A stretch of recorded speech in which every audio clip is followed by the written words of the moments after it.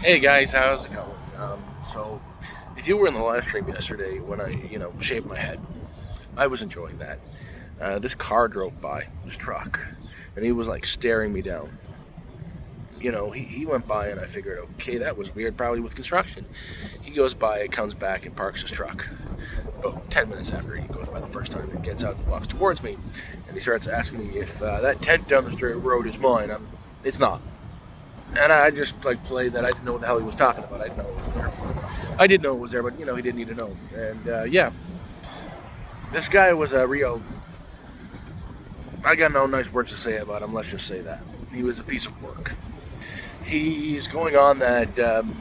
It's his job. He tears down tents, takes away what little people have, and finds them. And he's proud of this because he makes $135,000 a year taking away what little people have, like the people who are literally down and out, who have nothing, who are like me, who are homeless and have nothing. That freaked me out. That whole thing freaked me out. And I talked with Cornish and Dan, a couple of the mods, and they were in agreement that I should, get ready, packed up to move, and just be safe. Went for a walk in the morning, and that tent that he was talking about got slashed. Spoke to a couple other people down there, and they got hit. A bunch of tents last night. Some guy came in. People were in the tents, slashing, screaming, scaring the crap out of people, and destroying what little people have. 100% that jerk from last night. Well, that kind of got me up in arms, and I'm lucky I was able to pack up anything of importance last night, and it's with me right now. Everything I own is in one bag. That is everything I own. That's my entire life in one bag. Well, let's just say now my camp is gone. The worst part is it was safe, it was out of the way, and it was clean, and it kept me dry and warm. It's gone.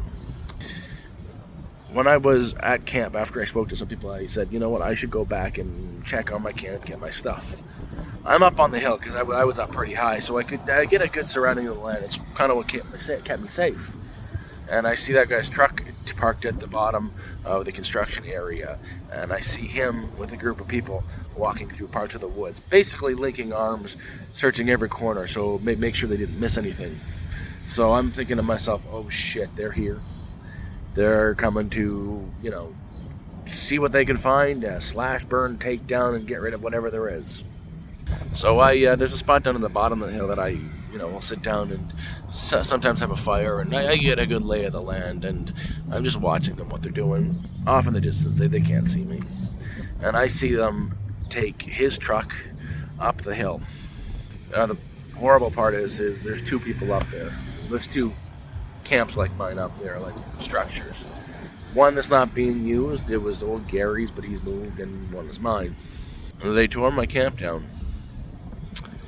It was clean, everything was nice, it was a decent place, but they went in and around the support wood, the structure, they tied rope, tied it to the back of the truck, and ripped it down. And that's kind of a good analogy as well towards how the city thinks of, people in a hard situation. If you're not making hundreds of thousands of dollars a year, you don't belong here, so we're going to destroy what little you've got. So yeah, now all I'm doing is I'm sitting behind them all. I've texted somebody I know trying to figure out where to go because I've got, everything I own is in one bag now. I don't understand a person like him. If you go on to the live stream where I was shaving my head, you can listen to what he had to say.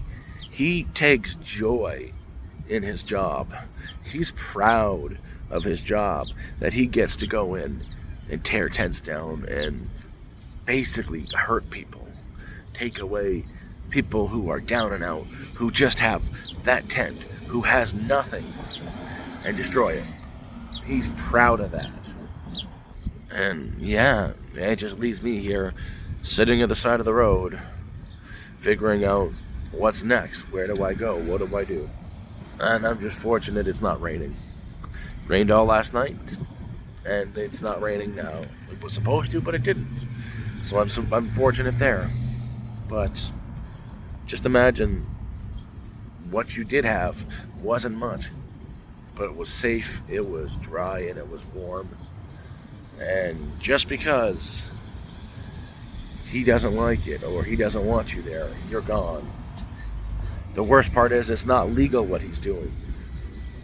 There are laws and statutes in Ontario that we have the right to build encampments and camp on any public land, and especially that you're not making a mess. But he takes pleasure in it. He had to have come on his own time to slash and burn people's tents. And as I said, everything I own is in that bag. I've got no plan. I've got no idea what to do. Right now, I've texted a friend of mine, Susan, who went down towards the beaches, and she says she might have a spot for me. Hopefully I'll have a spot today to set up a very teeny tiny tent, and I gotta find a tarp, and yeah. But that's Toronto for you. That's what they do. Anyways, thanks for watching this. Thanks for subscribing. You guys keep me sane. So hopefully I'll be back with an update soon.